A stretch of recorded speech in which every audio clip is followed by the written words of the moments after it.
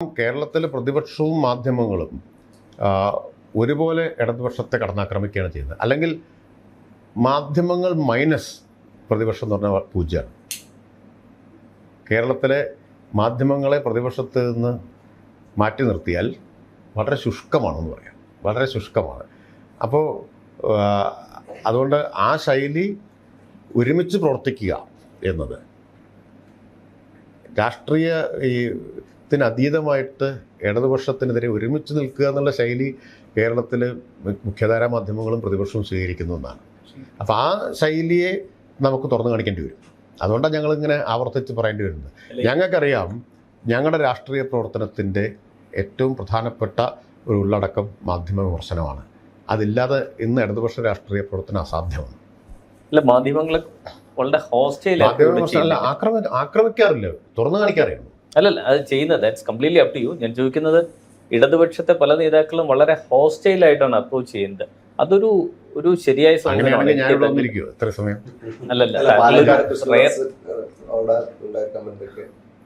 അത് പാർട്ടി തന്നെ തിരുത്തിയല്ലോ, പാർട്ടി സംസ്ഥാന സെക്രട്ടറി തന്നെ തിരുത്തി.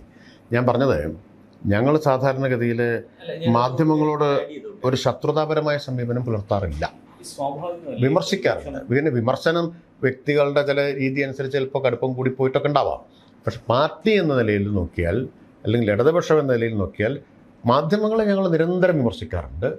അത് വേറൊന്നും കൊണ്ടല്ല, അത് വ്യക്തിപരമായ വിമർശനമേ അല്ല. അതെന്തുകൊണ്ടാണ്? ഞങ്ങളുടെ ഒന്നാമത്തെ രാഷ്ട്രീയ ചുമതല മാധ്യമങ്ങളെ തുറന്നു കാണിക്കുക എന്നുള്ളത്. അതിൽ ഞങ്ങൾ പരാജയപ്പെട്ടാൽ രാഷ്ട്രീയമായിട്ട് ഞങ്ങൾ പരാജയപ്പെട്ടു എന്നാണ് അർത്ഥം. അപ്പോൾ അത് ഞങ്ങൾക്ക് ഒഴിവാക്കാൻ പറ്റുന്ന കാര്യമല്ല. എന്നോട് കഴിഞ്ഞ ഇതുപോലൊരു ഇൻ്റർവ്യൂവിൽ ഒരാൾ ചോദിച്ചു, ഈ മാധ്യമ വിമർശനം ഇങ്ങനെ നടത്തുന്നതിനെ പറ്റി. ഞാൻ പറഞ്ഞു, അത് അവസാനിപ്പിക്കണമെന്ന് പറഞ്ഞാൽ പിന്നെ ഞാൻ രാഷ്ട്രീയ പ്രവർത്തനം അവസാനിപ്പിക്കുന്നതാണ് നല്ലതെന്ന് പറഞ്ഞു. കാരണം അത് ഞങ്ങളുടെ രാഷ്ട്രീയ ചുമതല എന്ന നിലയ്ക്ക് നിർവഹിക്കുന്നതാണ്. അല്ല, വേറൊന്നും, മാധ്യമങ്ങൾ, ശക്തമായ മാധ്യമങ്ങൾ ഉണ്ടാവണം എന്നാണ് ഞങ്ങളുടെ അഭിപ്രായം. ശക്തമായ സ്വതന്ത്രമായി പ്രവർത്തിക്കുന്ന മാധ്യമങ്ങൾ ഉണ്ടാവണം. നിർഭാഗ്യവശാൽ ഇപ്പോൾ സ്വതന്ത്രവും നിഷ്പക്ഷവുമായിട്ടുള്ള മാധ്യമങ്ങളില്ല. മാധ്യമങ്ങൾ വിമർശിക്കുകയും ചെയ്യണം, ഞങ്ങളെ എല്ലാവരെയും വിമർശിക്കണം. പക്ഷേ വിമർശനമല്ല ഇപ്പം ഉണ്ടാകുന്നത്, പ്രൊപ്പഗാൻഡയാണ്. രണ്ടും തമ്മിൽ വ്യത്യാസമുണ്ട്. തിരിച്ചും അങ്ങനെയല്ലേ? മാധ്യമങ്ങളുടെ ജോലി തന്നെ ഗവൺമെന്റിനെ എക്സ്പോസ് ചെയ്യുക, ഗവൺമെന്റ് തുറന്നു കാണിക്കുകയാണ്. എല്ലാ നാളും ഈവൻ ഇടതുപക്ഷം പ്രതിപക്ഷത്തിരുന്നപ്പോഴും മാധ്യമങ്ങൾ ഗവൺമെന്റിനെ ആക്രമിച്ചിട്ടുണ്ട്. പെട്ടെന്ന് ഗവൺമെന്റിലെത്തുമ്പോൾ ധാരാളം ഉദാഹരണങ്ങളുണ്ട്. ഞാൻ ധാരാളം പ്രസംഗിക്കുകയും എഴുതുകയും ചെയ്തിട്ടുണ്ട് രണ്ട് കാലത്തുള്ള സമീപനം എങ്ങനെയായിരുന്നു എന്ന്. ഇപ്പം അത് അതിനുള്ള സമയമുണ്ടെന്ന് എനിക്ക് തോന്നുന്നില്ല. ഒരു ഉദാഹരണം ഞാൻ പറയാം, ഒറ്റ ഉദാഹരണം പറയാം. ശ്രീ ഉമ്മൻചാണ്ടി മുഖ്യമന്ത്രിയായിരുന്നപ്പോൾ ഒരു ജുഡീഷ്യൽ കമ്മീഷൻ്റെ മുമ്പിൽ ഹാജരായി. അതൊരു മുഖ്യമന്ത്രി കമ്മീഷന് മുമ്പിൽ ഹാജരാവേണ്ടി വരിക എന്നുള്ളത് അസാധാരണമായൊരു സാഹചര്യമാണ്. എത്രയോ മണിക്കൂർ അദ്ദേഹത്തെ ചോദ്യം ചെയ്തു. അപ്പോൾ അന്നത്തെ ഒരു പ്രധാന പത്രത്തിലെ വാർത്ത, ഇത്ര മണിക്കൂർ ചോദ്യം ചെയ്യലിന് ശേഷവും ഉന്മേഷവാനും ഉത്സാഹഭരിതനുമായി ഉമ്മൻചാണ്ടി കാണപ്പെട്ടു എന്നതാണ്. എങ്ങനെയാണോ പിണറായി വിജയനെ കുറിച്ച് മാധ്യമങ്ങൾ എഴുതിയിട്ടുള്ളത് എന്നുള്ളത് നമ്മൾ കണ്ടിട്ടുള്ളതാണ്. ഒരു ഉദാഹരണം ഞാൻ പെട്ടെന്ന് ഓർമ്മയിൽ വന്നത് പറഞ്ഞു എന്നേ ഉള്ളൂ. അപ്പോൾ രണ്ടും ഒരുപോലെയല്ല. വിമർശിച്ചിട്ടൊക്കെ ഉണ്ടാവും, UDFൻ്റെ കാലത്ത് വിമർശിച്ചിട്ടുണ്ടാവും. അല്ല, അത് മാധ്യമങ്ങൾ കൂടി നിൽക്കണ്ടേ, അത്രയേ ഉള്ളൂ. സമീപനം രണ്ടും രണ്ടായിരുന്നു എന്നാണ് ഞാൻ പറഞ്ഞത്. അപ്പം ഞങ്ങൾ മാധ്യമങ്ങളെ എതിർക്കുകയോ മാധ്യമങ്ങൾ വിമർശിക്കാൻ പാടില്ല എന്ന് പറയുകയല്ല. മാധ്യമങ്ങൾ സ്വതന്ത്രമായിട്ട് വിമർശിക്കണം. പക്ഷേ വിമർശനം പിന്നിട്ട് ഒരു പ്രൊപ്പഗാൻഡയിലേക്ക് മാധ്യമങ്ങൾ കടക്കുമ്പോൾ ഞങ്ങളെ സംബന്ധിച്ച് തുറന്നു കാണിക്കാതെ മാർഗമില്ല.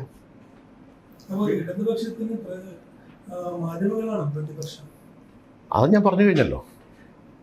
മാധ്യമങ്ങളാണ് പ്രതിപക്ഷത്തെ സ്പിയർ ഹെഡ് ചെയ്യുന്നത്. മാധ്യമങ്ങളെ അതിൽ നിന്ന് കുറച്ചാൽ വളരെ ശുഷ്കമാണ് പ്രതിപക്ഷം, പൂജ്യമാണ് അല്ലേ?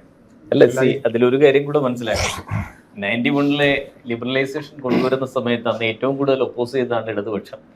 കീഴടങ്ങലിന്റെ അർത്ഥശാസ്ത്രം ഡോക്ടർ തോമസ് ഐസക്കിന്റെ പുസ്തകമുണ്ട്. അത് കഴിഞ്ഞ് ഈവൻ ഉമ്മൻചാണ്ടിയുടെ സമയത്ത് KM എബ്രഹാമിനെ ഞങ്ങൾ ഭരണത്തിൽ വന്നാൽ കരണത്തടിച്ച് പുറത്താക്കുമെന്ന് പറഞ്ഞത് VS അച്യുതാനന്ദനാണ്. ഇതെല്ലാം കഴിഞ്ഞ് KM എബ്രഹാം ഇപ്പോഴും LDF ഗവൺമെന്റിലെ കിഫ്ബിയുടെ ഹെഡാണ്. ഇപ്പോൾ CPMന്റെ സംസ്ഥാന സമ്മേളനം പ്രൈവറ്റ് ഇൻവെസ്റ്റ്മെന്റിനെ 2 കൈ നീട്ടി സ്വീകരിക്കുന്നുണ്ട്. അപ്പം 30 വർഷം മുന്നേ കാലത്തിന്റെ ആവശ്യമാണ് എന്ന് കരുതി ഇതൊക്കെ ചെയ്ത ഗവൺമെന്റിനെ അന്ന് വിമർശിക്കുകയും ഇന്ന് അതേ കാര്യം ഇംപ്ലിമെന്റ് ചെയ്യുകയും ചെയ്യുമ്പോൾ മാധ്യമങ്ങൾ വിമർശിക്കില്ലേ? സ്വാഭാവികമല്ലേ അത്? അവിടെയാണ് പ്രശ്നം. ഞങ്ങൾ എന്തോ നയമാകെ മാറ്റി എന്നാണ് ഇപ്പോൾ പറയുന്നത്. അത് CPM-നെ നിങ്ങൾ CPM-നെ റിപ്പോർട്ട് ചെയ്യുന്ന സമയത്ത്, CPM-നെ വിമർശിക്കുന്ന സമയത്ത് CPM-ൻ്റെ നയം ഓരോ കാലത്തും എന്താണെന്നുള്ളത് ശരിയായിട്ട് മനസ്സിലാക്കണ്ടേ? അങ്ങനെ മനസ്സിലാക്കാത്തതുകൊണ്ട് ഇപ്പോഴല്ലോ, ഞാൻ ഏത് പാർട്ടി കോൺഗ്രസ്സാണെന്ന് എനിക്ക് ഓർക്കുന്നില്ല, 18 എന്നാണ് എൻ്റെ ഓർമ്മ, അതോ 20 പാർട്ടി കോൺഗ്രസ്സാണ്. അതെ, അല്ല 20 പാർട്ടി കോൺഗ്രസ് ആണെന്നാണ് ഓർമ്മ, അത് എനിക്ക് വെരിഫൈ ചെയ്യണം. സീതാറാം യെച്ചൂരി അവതരിപ്പിച്ച ഓൺ സർട്ടൻ ഐഡിയോളജിക്കൽ ഇഷ്യൂസ് എന്ന് പറഞ്ഞ ഡോക്യുമെൻ്റ് ഉണ്ട്. അത് വിദേശ നിക്ഷേപം, സ്വകാര്യ നിക്ഷേപം എന്നിവയെ സംബന്ധിച്ചെല്ലാമുള്ള കാര്യങ്ങളിൽ, പ്രത്യേകിച്ച് ഗ്ലോബലൈസേഷൻ്റെ കാലത്ത് ആഗോളവൽക്കരണ നയങ്ങൾ നടപ്പാക്കുന്ന ഒരു ഫെഡറൽ ചട്ടക്കൂടിനകത്ത് പരിമിതമായ അധികാരങ്ങൾ മാത്രമുള്ള സംസ്ഥാന സർക്കാർ, പാർട്ടി നയിക്കുന്ന സംസ്ഥാന സർക്കാരുകൾ സ്വീകരിക്കേണ്ട സമീപനം എന്താണ് എന്നതിൽ വ്യക്തത വരുത്തിയ ഡോക്യുമെൻ്റാണ് ഓൺ സർട്ടൻ ഐഡിയോളജിക്കൽ ഇഷ്യൂസ്. അതിൽ പറഞ്ഞിട്ടുണ്ട് പാർട്ടി വിദേശ നിക്ഷേപത്തിനെതിരല്ല. മറ്റേ FDI ഉണ്ടല്ലോ, റീറ്റെയിൽ FDI ഒക്കെ ചർച്ച ചെയ്ത കാലമാണ്. പക്ഷേ 3 നിബന്ധനകൾക്ക് വിധേയമായിട്ടാണ്. വിദേശ നിക്ഷേപമാകാം, വിദേശ നിക്ഷേപമേ വേണ്ട എന്നല്ല, പലരും അങ്ങനെ മനസ്സിലാക്കി വെച്ചിട്ടുള്ളത്. ആത്മാർത്ഥമായിട്ട് CPM ഇതിന് മറ്റേ ഈ വിദേശ നിക്ഷേപമേ വേണ്ട എന്നുള്ളതാണ് CPM-ൻ്റെ അഭിപ്രായമെന്ന് തെറ്റിദ്ധരിച്ച കുറേ ആൾക്കാരുണ്ട്, ആത്മാർത്ഥമായി തെറ്റിദ്ധരിച്ചവരുണ്ട്. ചിലർ ബോധപൂർവ്വം മനസ്സിലാക്കിയിട്ടും അങ്ങനെയല്ല എന്ന് പറയുന്നവരുണ്ട്. എന്താ അന്നത്തെ ഡോക്യുമെൻ്റ് പറഞ്ഞറിയോ? 3 നിബന്ധനകൾ. 1, എക്കോണമിയുടെ ആകെ ഈ പ്രൊഡക്റ്റീവ് കപ്പാസിറ്റി എൻഹാൻസ് ചെയ്യുമെങ്കിൽ വിദേശ നിക്ഷേപമാവാം. 1. 2, കൂടുതൽ തൊഴിലവസരങ്ങൾ സൃഷ്ടിക്കുന്നതാവണം. എന്ന് പറഞ്ഞാൽ ഈ അക്വിസിഷൻ ആൻഡ് മെർജേഴ്സ് ഉണ്ടല്ലോ, അതിന് വേണ്ടിയിട്ട് വരുന്ന ഫോറിൻ ഇൻവെസ്റ്റ്മെൻറ്റ് എക്കോണമിയുടെ പ്രൊഡക്റ്റീവ് കപ്പാസിറ്റിയും കൂട്ടില്ല, തൊഴിലവസരങ്ങളും നൽകില്ല. 3ാമത്തെ നിബന്ധന ഏറ്റവും പുതിയ സാങ്കേതിക വിദ്യ ലഭ്യമാക്കുന്നതാവണം. ഇപ്പോൾ ഏറ്റവും പുതിയ സാങ്കേതിക വിദ്യ, പുതിയ തൊഴിലവസരങ്ങൾ, സമ്പദ്ഘടനയുടെ ശേഷി വികസിപ്പിക്കാൻ, ഇതിന് 3നും ഉതകുന്നതാണെങ്കിൽ ആ വിദേശ നിക്ഷേപമാവാം. അതിന് ഉദാഹരണം സീതാറാം പ്രസംഗിക്കുമ്പോൾ അത് വിശദീകരിക്കാറുണ്ട്. അതായത് ഇപ്പോൾ ഈ ടെലികോം സർവീസ് ഇവിടെ കൊടുക്കാൻ വിദേശ നിക്ഷേപത്തിൻ്റെ ആവശ്യമില്ല.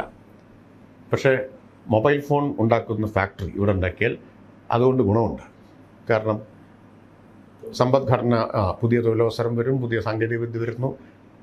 അതേസമയം ഈ മൊബൈൽ സർവീസ് കൊടുക്കാൻ ഉള്ള വിദേശ നിക്ഷേപം ഇവിടെ BSNL ഉണ്ട്, അല്ലെങ്കിൽ അതുപോലുള്ള പൊതുമേഖലാ സംവിധാനങ്ങളുണ്ട്. ആ വ്യത്യാസം ആണ് ഞങ്ങൾ ചൂണ്ടിക്കാണിച്ചിട്ടുള്ളത്. അതാണ് വിദേശ നിക്ഷേപത്തോടുള്ളത്. സ്വകാര്യ നിക്ഷേപത്തോടുള്ള പണ്ടേയുള്ള നിലപാടാണ്, പൊതുമേഖലയോട് നേരത്തെ തന്നെയുള്ള നിലപാടാണ്. ഇപ്പോൾ 57 EMSൻ്റെ ഗവൺമെൻറ് ബിർള കൊണ്ടുവന്ന കാര്യം പറയാറുണ്ടല്ലോ.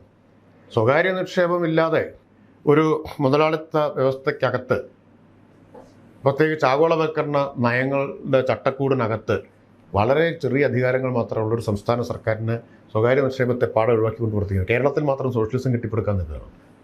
സോവിയറ്റ് യൂണിയനിൽ പോലും സോഷ്യലിസം കെട്ടിപ്പടുക്കുന്നതിൻ്റെ ആദ്യകാലത്ത് സ്വകാര്യ നിക്ഷേപമുണ്ട്. ചൈനയിലുണ്ടല്ലോ, സ്വകാര്യ നിക്ഷേപം അവർ അനുവദിക്കുന്നില്ലേ? അപ്പോൾ ഇങ്ങനെയൊക്കെ ചില മിത്തുകൾ സൃഷ്ടിച്ചു വെച്ചിരിക്കുകയാണ്.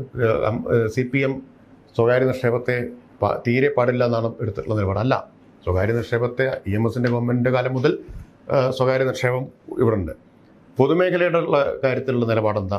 ഇതേ ഡോക്യുമെൻ്റ് പറഞ്ഞു, പൊതുമേഖലയുടെ നിർണായകമായിട്ടുള്ള പ്രാധാന്യം നിലനിർത്തിക്കൊണ്ട് സ്വകാര്യ നിക്ഷേപവും ആവാം. അതാണ് പാർട്ടി എടുത്തിട്ടുള്ള നിലപാട്. പിന്നെ ലാഭത്തിലുള്ള പൊതുമേഖലാ സ്ഥാപനങ്ങൾ സ്വകാര്യവൽക്കരിക്കാൻ പാടില്ല. നഷ്ടത്തിലാണെങ്കിലും മെച്ചപ്പെടുത്തി ലാഭത്തിലാക്കാൻ പറ്റുന്നത് അതിന് ശ്രമിക്കണം. ഒരു തരത്തിലും ലാഭത്തിലാക്കാൻ കഴിയാത്തതിനെ പുനരുദ്ധരിക്കുക. ഇതിലെല്ലാം വ്യക്തമായ സമീപനം എടുത്തിട്ടുണ്ട്. അപ്പോൾ ഈ ഡോക്യുമെൻ്റ് വായിച്ച ഒരാൾക്ക് കൊല്ലം സംസ്ഥാന സമ്മേളനത്തിൽ അവതരിപ്പിച്ച രേഖ എന്തോ വലിയ നയമാറ്റമാണ് എന്ന് പറയാനേ കഴിയില്ല. അപ്പം ഞങ്ങൾക്ക് ഇക്കാര്യത്തിൽ ആശയവ്യക്തതയുടെ ഒരു പ്രശ്നമില്ല, തികഞ്ഞ വ്യക്തത ഇക്കാര്യത്തിലുണ്ട്. ആ രേഖ, പാർട്ടി കോൺഗ്രസ് അംഗീകരിച്ച രേഖ പറയുന്ന ഒരു കാര്യം എന്താണെന്നറിയോ?